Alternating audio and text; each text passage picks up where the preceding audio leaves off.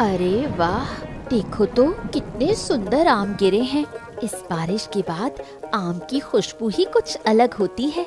मैंने जितने भी आम बटोरे हैं सब मेरी तरफ ही गिरे थे। बाद में कोई आकर ये न कहे कि इसमें हिस्सा चाहिए। ऐसा नहीं होगा, मैंने पहले ही इन्हें उठा लिया है तो ये मेरे ही रहेंगे। मुन्नी, वो तो 3 आम मेरी छत से लुढ़क कर तुम्हारी तरफ गए थे। मैंने दरवाजे पर खड़े होकर खुद देखा है। पेड़ तो बीचों बीच है, इसलिए उन आमों पर मेरा भी हक है। आ गई तुम अपना हिस्सा मांगने का बहाना लेकर। शुरू हो गई तुम्हारी चालाकी। ऐसे कौन सा आम किसकी तरफ गिरा था, कहाँ से लुढ़का, इसका हिसाब करने बैठेंगे तो झगड़ा कभी खत्म नहीं होगा। मैं तो कहती हूँ आधा आधा बांट लो, बस बात खत्म। मैं इस बारिश और कीचड़ में उतरकर आम चुन रही हूँ। अगर पैर फिसल जाता तो कौन देखता मुझे। तुम दरवाजे पर खड़ी होकर तमाशा देखोगी और कहोगी कि हिस्सा दे दो, तो क्या मैं दे दूंगी? जो मेहनत करता है फल उसी का होना चाहिए, वरना मेहनत करने का मतलब ही क्या है? मेहनत सिर्फ तुम ही करती हो, ऐसा तो नहीं है। दिन भर खाना बनाना, कपड़े धोना, घर संभालना, ये सब भी मेहनत के ही काम है। मैं बाहर भाग दौड़ नहीं करती, इसलिए तुम्हें मेरी मेहनत नहीं दिखती। फिर भी मैं यहाँ झगड़ा करने नहीं आई। बस इतना कहा कि पेड़ हम दोनों के बीच है, तो फल भी दोनों में बंटते तो अच्छा लगता। जब तुम इस तरह मीठी आवाज में बोलती हो ना, तो बाहर वालों को लगता है कि सारी गलती मेरी है, जैसे मैं बहुत लालची और तुम बहुत उदार। मैंने कब तुम्हारा हक छीनना चाहा है, बताओ तो? मैं बस इतना चाहती हूँ कि रोज रोज इन छोटी बातों पर झगड़ा ना हो। खैर, तुम ही रख लो, मुझे नहीं चाहिए। पर एक बात याद रखना, इंसान हमेशा चुप रहता है, इसका मतलब ये नहीं कि वो बहुत सीधा है।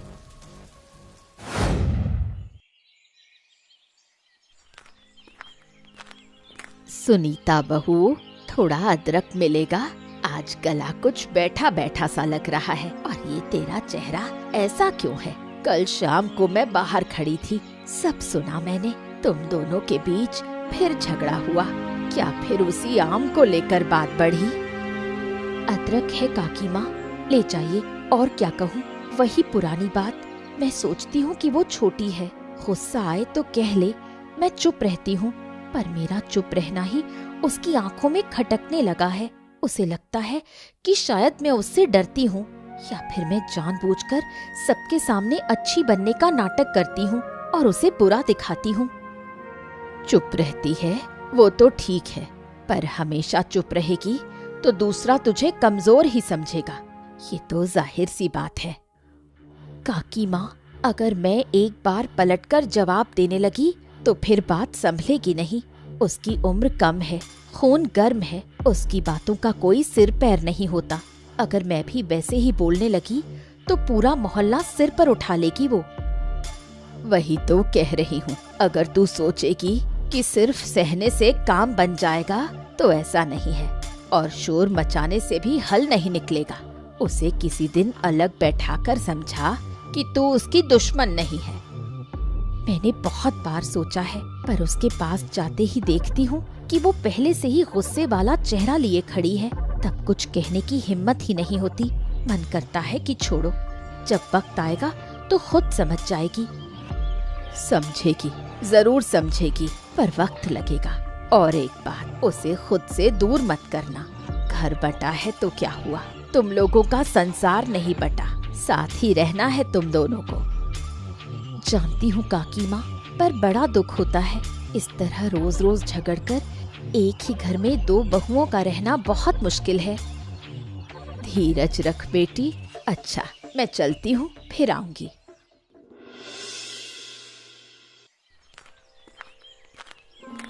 हाँ, हाय रे बारिश। अच्छा मुन्नी, आज फिर क्या हो गया? खेत से लौटते ही सुन रहा हूँ कि सारा गांव कह रहा है कि तुम दोनों फिर से झगड़ पड़ी। देखो, मैं सच कह रहा हूँ, बाहर मैं जितनी मेहनत नहीं करता उससे ज्यादा थकान मुझे घर में घुसने से पहले महसूस होती है। अरे भाई, इंसान काम से घर शांति की उम्मीद में आता है कि सुकून मिलेगा, लेकिन मेरी किस्मत में तो रोज नया बखेड़ा ही लिखा है। तुम्हारी किस्मत में बखेड़ा है और मेरी किस्मत में क्या है? बताओ तो, क्या मैं तुमसे शादी करके बहुत सुखी हूँ? मैंने आम बटोरे तो बातें सुनूं, मैं कपड़े सुखाऊं तो बातें सुनूं।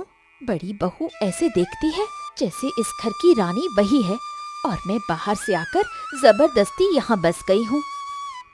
अरे ऐसा नहीं है मुन्नी, तुम जैसा सोचती हो हमेशा वैसा ही सच नहीं होता। सुनीता तुम्हें कुछ कहती है तो तुम भड़क जाती हो। अरे भाई, खुद मिलजुल कर रहने की कोशिश करो तो सब ठीक हो जाएगा। तुम समझना ही नहीं चाहते, यही असल बात है। तुम सोचते हो कि दोनों को थोड़ा थोड़ा समझा देने से तुम्हारी जिम्मेदारी खत्म हो गई, लेकिन मैं इस घर में तुम पर भरोसा करके आई थी। यहाँ आकर देखा कि मैं तो जैसे फालतू हूँ। इस संसार में मेरा अपना तो कुछ है ही नहीं। तुम्हारा कुछ नहीं है ऐसा मत कहो। तुम्हारा घर है, तुम्हारा बेटा है, मैं हूँ। क्या मैंने कभी तुम्हें नकारा है? बताओ। नकारते नहीं हो, पर साथ भी तो नहीं खड़े होते। तुम जरूरत के वक्त क्या करते हो? चुप रहते हो, और तुम्हारी इसी चुप्पी से मुझे सबसे ज्यादा डर लगता है। लगता है कि अंदर ही अंदर तुम भी उसी की तरफ हो। अरे भाई, मैं किसी का पक्ष नहीं लेता, यही तो मेरी गलती बन गई है। अब तुम कहोगी कि मैं अन्याय सह रहा हूँ, और वो कहेगी कि मैं उसकी बात नहीं सुन रहा। भाई, मैं अकेला आदमी हूँ, दिन के आखिर में बस थोड़ी शांति चाहता हूँ। क्या ये बहुत बड़ी मांग है मेरी? बताओ। मांग बड़ी नहीं है, पर शांति पाने के लिए तुम्हें सही बात कहनी होगी। बड़ी बहू हमेशा सत्यवादी बनी रहे और बदनामी मेरे हिस्से आए, ये नहीं चलेगा। मैं बुरी नहीं हूँ, ये बात याद रखना। जाओ, अब हाथ मुंह धोकर आओ और मुझे इस झंझट से बचाओ।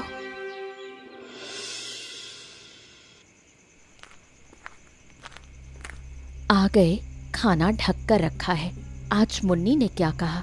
जरूर मेरे बारे में बहुत कुछ सुना होगा कि मैं घर में झगड़ा करती हूँ, उसे नीचा दिखाती हूँ, या मैं हमेशा अच्छी बनने का ढोंग करती हूँ। यही सब ना? हाँ। अरे सुनीता, कम से कम अब तुम तो मत शुरू करो। मेरा सर सच में फट रहा है। सारा दिन खेत में था, फिर अब घर आकर एक एक की अलग अलग बातें सुन रहा हूँ। मैं सही बताऊँ, अब ये और नहीं झेल सकता। भाई, तुम बड़ी हो गई हो, तुम थोड़ा बर्दाश्त नहीं कर सकती हो क्या? है? ये जो तुम हमेशा कहते हो कि मैं बड़ी हूँ, तो क्या इसका मतलब ये है कि मुझे दुख नहीं होता? मैं बड़ी हूँ, इसलिए जो मन में आए कहेंगे और मैं सब निकल लूंगी। पड़ोसियों के सामने, आंगन के बीच में, बच्चों के सामने ऐसी बातें सुननी पड़ती हैं कि लगता है जैसे तुम्हारे घर आकर मैंने कोई बहुत बड़ा गुनाह कर दिया हो। गुनाह नहीं किया तो तुम ही तो इतने समय से इस घर को ढो रही हो। मैं जानता हूँ कि तुम ना होती तो ये घर कब का बिखर गया होता। समझ गए तो अच्छा है, पर मैं तुमसे कुछ बड़ा नहीं मांगती। बस इतना चाहती हूँ कि मुझे कभी ये महसूस ना हो कि मैं अकेली हूँ, क्योंकि मैं भी तो इंसान हूँ। आखिर कब तक सहूं? मैं कोशिश कर रहा हूँ। मुन्नी को बोलता हूँ तो वो जिद पकड़ लेती है, तुम्हें कहता हूँ तो तुम रोने लगती हो। अरे भाई, मैं जाऊँ तो जाऊँ कहाँ? कहाँ जाऊँ बताओ? तुम जानते हो मैं क्यों चुप रहती हूँ?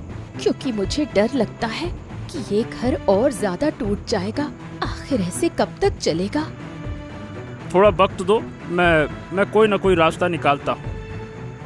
वक्त तो इतने सालों से दे रही हूँ, फिर भी कह रही हूँ मैं मुन्नी से नफरत नहीं करती। वो चाहे जो भी सोचे, मैं चाहती हूँ कि हमारा परिवार एक बना रहे। खैर, रात बहुत हो गई है, तुम खाना खा लो। क्यों रे रामलाल, क्या बात है? ये चेहरा ऐसा क्यों बना रखा है? आंखें लाल, गाल पिचक गए। क्यों, रात को नींद नहीं आई क्या? अरे बाबू, आप मुखिया हैं, मेरे मालिक। अब आपसे क्या छिपाना। ये जिंदगी ना, सही बताऊं, मेरे लिए जेल खाना बन गई है। ऐसा संसार मैंने कम नहीं देखा। तेरी 2 पत्नियां हैं, पर दोनों 2 तरह की हैं। एक उत्तर है तो दूसरी दक्षिण है। अरे जब तक उन दोनों के बीच में मेल नहीं होगा, तब तक तेरे जीवन में सुख नहीं लौटेगा। सच कहा आपने, पर मैं क्या करूं? मैं ठहरा सीधा साधा आदमी खेत में हल चलाता हूं। आपकी जमीन पर भूतों की तरह भटकता रहता हूँ, खटता रहता हूँ, खूब मेहनत करता हूँ, पर लोगों के मन के भीतर क्या चल रहा है ये मेरी समझ के बाहर है।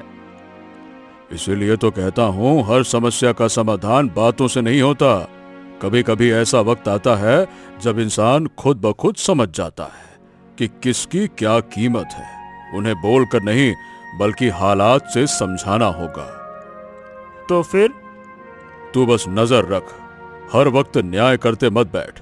बस जब अन्याय हो तब टोक देना, और मौका मिले तो कुछ ऐसा इंतजाम कर कि दोनों एक दूसरे की मदद के बिना रह ही ना सकें। बरसात का मौसम है, आगे भारी तूफान और बारिश आएगी, समझ रहा है कुछ? हाँ, लेकिन सुनकर थोड़ा डर लग रहा है बाबू। घर के उस पेड़ को लेकर भी चिंता होती है। माने बहुत पुराना है, अगर गिरा गया तो फिर क्या होगा? इसीलिए तो कह रहा हूं आंख कान खुले रख। सब कुछ पहले से नहीं कहा जा सकता है, पर मुझे लग रहा है कि इस बार कुछ बड़ा होने वाला है। जा, आज का काम निपटा कर जल्दी घर निकल जा। जा। ये रस्सी मेरी तरफ बंधी है। तुम्हारी साड़ी का पल्लू फिर से मेरे कपड़ों पर आ गिरा है। थोड़ा देखकर नहीं फैला सकती क्या? ये रस्सी किसकी तरफ है, कपड़े किसके हैं? इन बातों पर रोज बहस करते करते मैं थक गई हूँ। क्या तू नहीं थकती? तुम बातें बहुत मीठी करती हो दीदी, सुनने में अच्छा लगा। कल मेरा बेटा पेड़ पर चढ़ने गया था। तुमने उसे ऐसा डांटा कि वो डर के मारे घंटों रोता रहा। तुम्हारी बेटी होती तो क्या तुम उसे भी ऐसे ही बोलती? मैंने तेरे बेटे को डांटा क्योंकि वो डाल टूटी हुई थी। मैंने अपनी आंखों से देखा था। अगर वो गिर जाता और सिर फट जाता तो क्या तुम मुझसे ये ना कहती कि मैं देखभाल नहीं सकी? मैंने कुछ बुरा सोचकर नहीं डांटा था। बच्चा गलती कर रहा था इसलिए टोका था। तुम्हारी बातें बाहर वालों को तो सही लगेंगी, पर मैं जानती हूँ तुम उसे अपना नहीं पाती। वो मेरा बेटा है इसलिए तुम जलती हो। बहुत गंदी बात कही तूने मुन्नी। बच्चे को देखकर मैं जलन रखूंगी ये कह दिया तूने। वो तेरा बेटा है इसलिए अलग और मेरी बेटी अलग। मैं ऐसा नहीं सोचती। तू चाहे यकीन न करे, पर अगर वो गिरता तो मैं अपनी बेटी की तरह ही दौड़कर उसे बचाने जाती।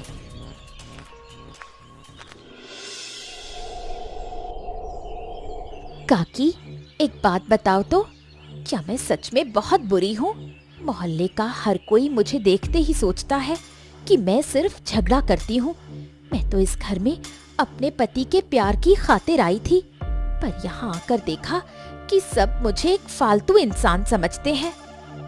तू बुरी नहीं है रे बच्ची, तेरा गुस्सा बुरा है। तू गुस्से में खुद भी दुखी होती है और दूसरों को भी दुख देती है। यही सारी गड़बड़ है। अगर मैं नहीं बोलूंगी तो कौन बोलेगा? सब तो सुनीता की तरफ ही रहते हैं।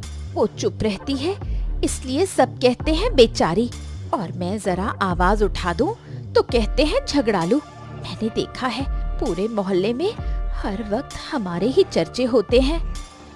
मुझे लगता है कि कोई ऐसा मौका जरूर आएगा जिससे तुम दोनों के बीच सुलह हो जाएगी। कभी कभी लगता है काकी, सब मन ही मन मुझसे नफरत करते हैं। तू इतना मत सोच, एक दिन देख लेना सब ठीक हो जाएगा। मैं ऊपर वाले से यही दुआ करूंगी।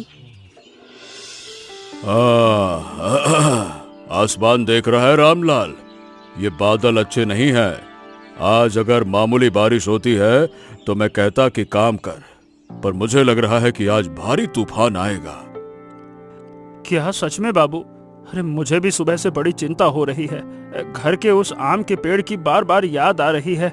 मतलब बहुत पुराना पेड़ है, उसकी जड़ों की मिट्टी पिछली बारिश में बह गई थी। तना भी एक तरफ झुका हुआ है, बड़ा डर लग रहा है। वही पेड़ ही तो चिंता की बात है। पुराने पेड़ का खतरा ज्यादा होता है। तूफान में अगर जड़ें ढीली पड़ गईं तो एक ही झटके में गिर जाएगा। और तेरे तो दोनों तरफ दोनों बहुओं के कमरे हैं, जिस तरफ गिरेगा नुकसान ही नुकसान होगा। मैंने कितनी बार सोचा कि डालियां काटकर उसे हल्का कर दूं, फिर लगा कि पिताजी ने अपने हाथों से लगाया था। गर्मी में इस पेड़ की छांव में बड़ा आराम मिलता है और फल भी मीठे देता है, काटने का मन नहीं करता। ऊपर से पेड़ को लेकर घर में अलग झगड़े होते हैं। मेरी बात मान, तू आज जल्दी घर जा, दरवाजे खिड़कियां अच्छे से बंद कर लेना और बच्चों और बाकी सबको एक ही जगह रखना, ठीक है?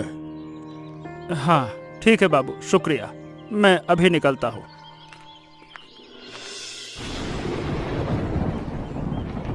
मुन्नी, अरे जल्दी से सब खिड़कियां बंद कर, आसमान देखा है, तूफान आने में देर नहीं है।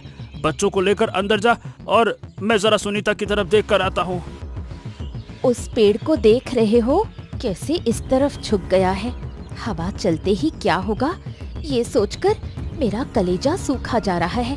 अगर ये मेरे कमरे पर गिर गया तो मेरा बेटा तो अंदर ही सो रहा है। तुम कुछ करते क्यों नहीं? एक मोटी रस्सी लाओ, खम्बे से बांधो, कुछ तो करो। मुन्नी, इतना बड़ा पेड़ रस्सी से नहीं रोका जा सकता। अभी सबसे अच्छा यही है कि तू बच्चों को लेकर बीच वाले सुरक्षित कमरे में चली जा। सुनीता का कमरा थोड़ा दूर है, वहीं रात बिता दे। जा जल्दी कर। मैं उसके कमरे में जाऊंगी? नहीं, मुझसे नहीं होगा। कल परसों जो कहा सुनी हुई है, उसके बाद अगर मैं गई तो वो सोचेगी कि डर के मारे मैं उससे दया की भीख मांगने आई हूँ। मैं अपने कमरे में ही रहूंगी। अरे ये दया की बात नहीं है, तो क्या पागल वागल हो गई है क्या? तूफान ये देखकर नहीं आता है कि किसके बीच अनबन चल रही है और किसके बीच में पटापटी है। मान अपमान बाद में करना, पहले जान तो बचा। जब जान रहेगी तब तो लड़ाई झगड़ा होगा। तुम इसलिए कह रहे हो क्योंकि तुम्हें जाने में कोई दिक्कत नहीं है। अगर मैं गई तो सब सोचेंगे कि आखिर में छोटी बहू को बड़ी बहू के दर पर ही पनाह लेनी पड़ी। मैं इतनी बातें नहीं सुन सकती। अरे मोहल्ले वालों का मुंह बंद करने के लिए तू इतना बड़ा जोखिम उठाएगी? क्या बोल रही है तू? सुनीता तुझे अपमानित नहीं करेगी, मैं कह रहा हूँ ना, तू जा तो सही। तुम नहीं समझोगे, थोड़ा देखती हूँ कितना तूफान आता है। अगर बहुत बड़ा हुआ तब सोचूंगी। तब तक बहुत देर हो जाएगी, यही तो डर है। जाना। अरे देख तो सही, तूफान बढ़ रहा है, जल्दी जा जा जा जा जा जा, जा।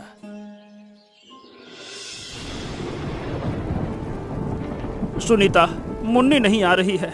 जितना समझाया उतनी ही जिद पकड़ ली उसने। बाहर तूफान बढ़ रहा है, पेड़ ऐसे झूल रहे हैं कि कलेजा कांप रहा है। मेरी समझ में नहीं आ रहा कि क्या करूं। उसका कमरा ज्यादा खतरे में है। वो नहीं आ रही मतलब बच्चे को लेकर उस खतरे में बैठी है। बच्चा रो तो नहीं रहा? अरे डर तो गया है, पर मुन्नी कह रही है कि अपना कमरा नहीं छोड़ेगी। मैं जबरदस्ती भी नहीं कर पाया। बाहर हवा तेज हो रही है। मैंने सोचा कि अगर तू जाकर उसे बुला लाए तो शायद बात बन जाए। जाना, उसको मना ले। मैं अभी जाती हूँ। वो चाहे जो भी कहे, इस तरह हाथ पर हाथ धरे नहीं बैठा जा सकता। वो अकेली नहीं है, उसकी गोद में बच्चा है। गुस्सा और नाराजगी बाद में देख लेंगे। पर बाहर हालत बहुत खराब है। तू गई और तुझे कुछ हो गया तो? मुझे कुछ नहीं होगा, तुम बेटी को पास रखो। मैं उन दोनों को लेकर आती हूँ। दरवाजा खुला रखना। तू संभल कर जा। देख देख परख के जा, कीचड़ में पैर ना फिसले, है ना?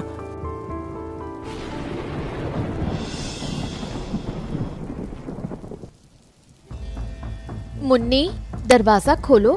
मैं हूँ सुनीता। तुम ठीक तो हो ना? बाहर आ। अब एक पल भी यहाँ मत रुक।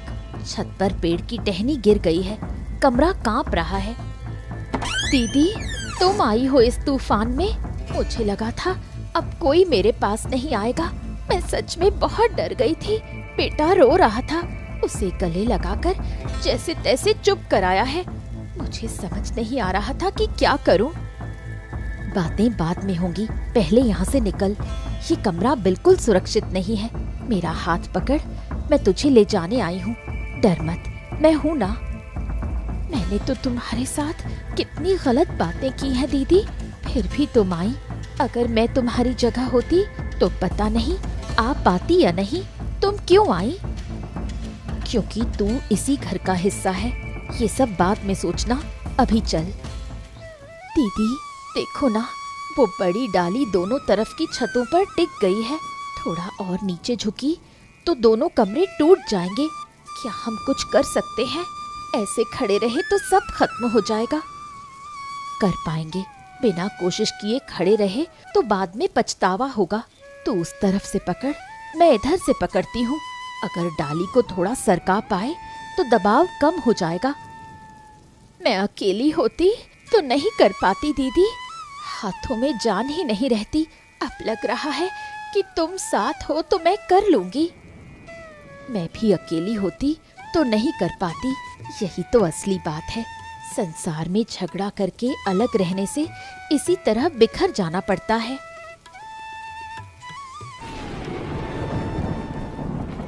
मैंने जोर लगाकर पकड़ा है।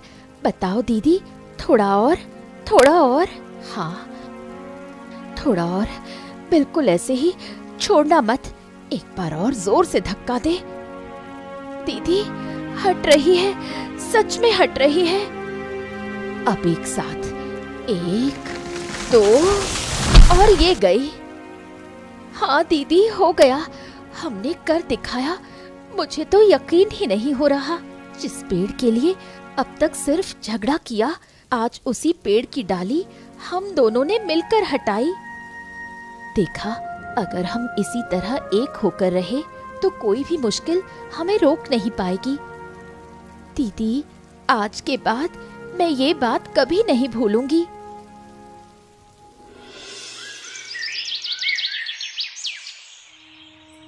दीदी, एक बात बोलूं, आज अगर नहीं कहा तो मेरे सीने में ये बोझ हमेशा के लिए रह जाएगा। मुझे माफ कर दो। पगली, ये तू कैसी बातें कर रही है? मैंने तुम्हारे साथ बहुत बुरा किया है। आम बटोरने से लेकर कपड़े सुखाने और आंगन के बंटवारे तक मैंने किसी भी चीज में तुम्हें शांति से नहीं रहने दिया। मुझे लगता था कि तुम मेरा हक छीन लोगी। धत पगली, इसलिए मैं हमेशा लड़ने के लिए तैयार बैठी रहती थी। कल रात जब तुम उस भयानक तूफान में मेरे दरवाजे पर आकर खड़ी हुई, तब मुझे समझ आया कि मैं कितनी बड़ी गलतफहमी में जी रही थी। तूने गलती की, पर ऐसा नहीं है कि मैं पूरी तरह बेगुनाह हूँ। मैं बस चुप हो जाती थी। मुझे लगा चुप रहने से क्लेश कम होगा, पर अब समझी हूँ कि सच को कभी कभी समझाकर कहना जरूरी है, वरना मन का मैल कभी साफ नहीं होता। तुम मुझसे बड़ी हो। जब तुम डांटती थी तो मुझे लगता था कि तुम मुझसे नफरत करती हो, पर आज एहसास हो रहा है कि तुमने कितनी चीजें चुपचाप संभाली और मैंने कभी मुड़कर देखा तक नहीं। कल जिस तरह तुमने मेरे बेटे को गले लगाया अपनी औलाद की तरह, ये एहसान मैं कभी नहीं भूलूंगी। एहसान कैसा? अपनों को बचाने में कोई एहसान होता है भला? तेरा बेटा हो या मेरी बेटी, सब एक ही तो है। हम जितनी खुदगर्जी करेंगे, ये बच्चे उतना ही दुख पाएंगे। आज से एक बात तय कर लेते हैं, कोई भी बात मन में दबाकर नहीं रखेंगे। ठीक है दीदी, अब आम को लेकर भी झगड़ा नहीं होगा। मैं आम पापड़ बनाऊंगी तो तुम खाना, और तुम अचार बनाना तो मैं खाऊंगी। अब हमारे बीच कोई खींचातानी नहीं रहेगी। सिर्फ आम ही क्यों, अगर तुझे कभी लगे कि मैं गलत कर रही हूँ तो तू मुझे साफ बोलना, मन में मत रखना।